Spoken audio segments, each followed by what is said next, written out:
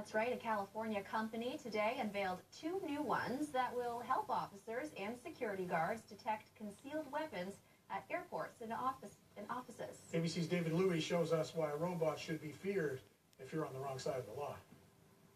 A crime-fighting robot can be the cutest thing you've ever seen, or something to fear if you're a bad guy. And so if you put a 5-foot-tall, 3-foot-wide, 400-pound machine there and no one knows actually what it does, that's going to deter a lot of negative behavior. These robots are becoming more sophisticated.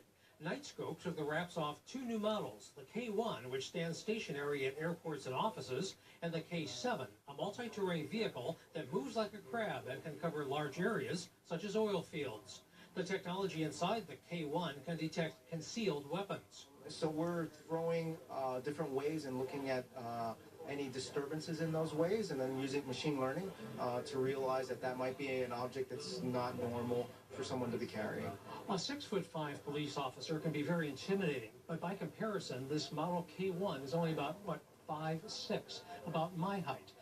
It's not very intimidating, yet its mission is extremely critical, especially when it comes to saving lives.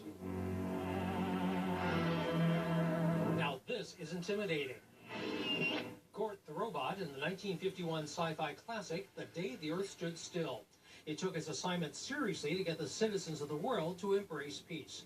Those who are peaceable have no reason to fear as these robots are deployed next year, but they might have to learn how to coexist with humans, such as the toddler who got injured in a robot encounter last year at a mall. We're going to have new environments and new things to think through, and that's why we iterate through our technology and do so in the wild, in the real world.